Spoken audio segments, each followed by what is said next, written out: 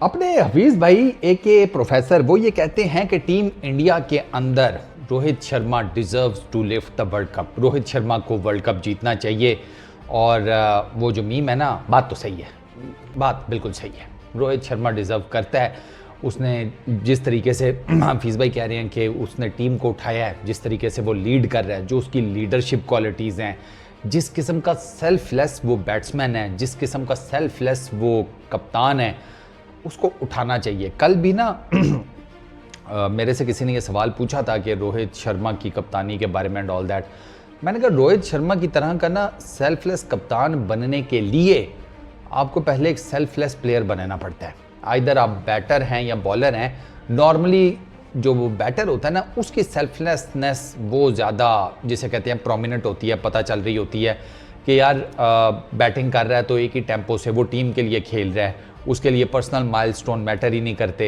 92 के ऊपर भी मार धाड़ करते हुए आउट हो गया, काफ़ी ज़्यादा ओवर पड़े हैं। 100 करने की तरफ देख रहा होता तो 100 करना उसके लिए कोई प्रॉब्लम नहीं था। जिस तरीके से वो जा रहा था, गेंदें भी कोई इतनी खास नहीं खेली हुई थी। स्ट्राइक रेट पहले ही 200 का था, 100 के पीछे चला जाता तो ज़्यादा से ज़्यादा स्ट्राइक रेट कितना आ जाता? मेरा ख्याल है 180-90 पर आ जाता, और कितना ही गिर जाता अगर वो रन बॉल पर भी आ जाता। तो जिसे कहते हैं कि उसने इनमें से किसी चीज़ की परवाह नहीं की। वो अपनी मार धाड़ में लगा रहा, उसी मार धाड़ में 92 के ऊपर आउट हो गया। लेकिन जो उसकी इनिंग्स थी ना रोहित शर्मा की अगेंस्ट ऑस्ट्रेलिया, उसने बेसिकली आपको ना ये बावर करा दिया कि इस टीम इंडिया में स्पेशल क्या है। वो स्पेशल यही है कि सेल्फलेसनेस है। मतलब अपनी ज़ात के लिए नहीं खेलना, अपने नंबर्स के लिए नहीं खेलना, अपने स्टैट्स के लिए नहीं खेलना।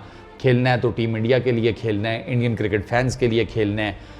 उस ख्वाब के पीछे खेलना है कि यार ट्रॉफी उठाई जाए आईसीसी की।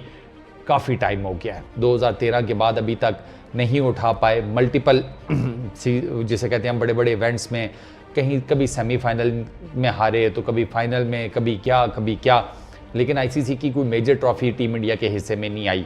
अभी ऑनेस्टली स्पीकिंग शर्मा जी का लौंडा डिज़र्व तो करता है। सीरियसली वो जिस तरीके से ना, आप देखें ना जिस तरीके से उसने 20-21-22 ये 20-21 में ली थी ना उसने कप्तानी। हाँ बस यही टाइम फ्रेम था। तो उसमें जिस तरीके से उसने कप्तानी लेने के बाद टीम इंडिया को एक बिल्कुल डिफरेंट किस्म का यूनिट बनाया है। ऐसा नहीं है कि उसके जो प्रीवियस स्किपर्स थे वो कोई इतने खास नहीं थे, नहीं।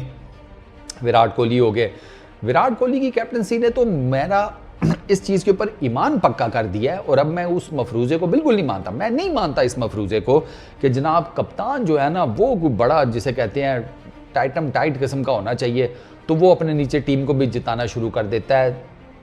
घंटा मैं इसको नहीं मानता। ऊपर कोहली कुछ भी नहीं कर पा रहा था, लेकिन नीचे उसकी टीम जीत रही थी, क्योंकि उसकी टीम बड़ी स्ट्रांग थी। उसकी टीम में एक जिसे कहते हैं सेंस ऑफ यूनिटी थी। वो अपनी कप्तान की बुरी परफॉर्मेंसेज होने के बावजूद विद द बैट वो जीत रहे थे। वो हारे तो कुछ नहीं है इतना खास। तो फिर कैसे मैं मान लूँ कि जनाब कप्तान बड़ा, उसकी अपनी परफॉर्मेंस बड़ी मैटर करती है, उसका फलाना बड़ा मैटर करता है, टिमकाना बड़ा मैटर करता है? नहीं, वो 3 साल वो डाउन रहा है, 3 साल उसकी टीम जो है लगी रही है। तो मैं तो इस चीज़ को नहीं मानता। रोहित शर्मा के आने के बाद टीम इंडिया का कल्चर आपको थोड़ा सा ज़रा डिफरेंट नज़र आता है, क्योंकि उसकी रीज़न रोहित शर्मा की अपनी पर्सनैलिटी है। ईजी टू गो, टिपिकल जिसे कहते हैं एक आम सा इंसान, नो ज़्यादा शशके मशके दिस दैट, वो लगा हुआ है अपने उसमें। वो उसकी अपने जो यंगस्टर्स हैं उनके साथ दोस्ती यारी भी बहुत है। वो उनको जिसे कहते हैं रगड़ता भी ठीक ठाक है। मतलब रोहित शर्मा आपको पता है ग्रिल करने पर आता है तो वो छोड़ता कहाँ है, वो खुद कम ग्रिल हुआ है। वो तो खुद कहता है कि वो जो गार्डन वाली बात है, तो वो हम भी किसी ज़माने में गार्डन वाले थे तो आज इस जगह पर पहुँचे हैं ना कि दूसरों को कह रहे हैं कि गार्डन में नहीं घूमना फिरना। तो वो रोहित शर्मा की ये बात है कि उसने ना ओवरऑल एक कल्चर आपको टीम इंडिया का ना वो जिसे कहते हैं वो चेंज आपको नज़र आता है। वो एक जिसे कहते हैं ना फन एलिमेंट, वो अब आपको ना एक ज़्यादा नज़र आता है। मतलब वो सीरियस क्रिकेट खेलते हैं, लेकिन एक फ़न का एलिमेंट जो है ना वो भी आपको नज़र आता है, थैंक्स टू शर्मा जी का लोंडा। तो आई टोटली एग्री। जिस किस्म की रोहित शर्मा की बैटिंग चल रही है, जिस किस्म की उसने कप्तानी की है, आपको पता है रोहित शर्मा की कप्तानी के ऊपर एतराज़ात उठे हैं, इसी टूर्नामेंट में उठे हैं, वर्ल्ड T20 में, कुछ साबका इंडियन क्रिकेटर्स की तरफ से। और वो बेसिकली बुनियाद उसकी क्या थी या बेस उसकी क्या थी कि रोहित शर्मा का बल्ला रन्स नहीं निकाल रहा था। अब कप्तान का बल्ला रन्स ना निकाले तो फिर कप्तान की अपनी सह जो है वो ख़त्म हो जाती है ना अगर वो बैट्समैन है। तो रोहित शर्मा के साथ थोड़ा बहुत ये होना शुरू हुआ था, लेकिन आप अंदाज़ा करें ना रोहित शर्मा चीज़ क्या है, उसने एक ही इनिंग्स खेल करना सबको चुप करा दिया, सबको चुप, कोई अब उसके बारे में बात ही नहीं कर रहा। जहाँ देखो उसकी तारीफ़ें हो रही हैं, उसके ऊपर कोई क्रिटिसिज्म नहीं हो रहा, सब एकदम से ज़ीरो हो गया एक इनिंग के पीछे। ये 92 वाली जो अगेंस्ट ऑस्ट्रेलिया उसने खेली है और कमाल की इनिंग्स खेली है, मतलब वन ऑफ द फाइनेस्ट के जो आप देखते हैं। ये रोहित शर्मा का जो वर्जन है, ये रोहित शर्मा का वर्जन अगर आपने देखना है ना तो आपको जाना पड़ेगा 2014 के जो आसपास के साल हैं, दो एक साल ऊपर कर लो, 2-1 साल नीचे कर लो। मुझे याद पड़ता है ये उस पर्टिकुलर टाइम में रोहित शर्मा इस किस्म का था, ये जिस किस्म का उसने ऑस्ट्रेलिया के अगेंस्ट खेला है। बट खैर वो अब ज़ाहिर बात है ऊपर नीचे होती रहती है बैटिंग, उसमें कोई इतना बड़ा वो नहीं है। विराट कोहली भी तो नहीं रन कर पा रहे T20 के अंदर, तो अब आप ये तो नहीं कह सकते कि वो बैट्समैन अच्छा नहीं है। हाँ, मेरे नज़दीक विराट कोहली को ना ये शॉर्टर फॉर्मेट जो है ना वो छोड़ देना चाहिए। ये इंटरटेनमेंट है गुरु, ये इंटरटेनमेंट है। विराट कोहली वो इंटरटेनर नहीं है, वो प्रॉपर बैट्समैन है, ठीक है। हम उसकी बैटिंग से इंटरटेनमेंट हासिल करते हैं, वो एक अलग चीज़ है, वो हमारा है, वो अपनी तरफ से बैटिंग ही करता है। तो मेरे ख्याल में कि ये जो T20 फॉर्मेट ऑफ क्रिकेट है, इससे विराट कोहली को साइड मार देनी चाहिए। और खैर वो BCCI ने साइड ऑलरेडी लगवा भी दिया सीनियर प्लेयर्स की, वो आगे आपको पता है सिर्फ टेस्ट क्रिकेट और ODI क्रिकेट के ऊपर ही उनके सीनियर प्लेयर जो है कंसंट्रेट करेंगे।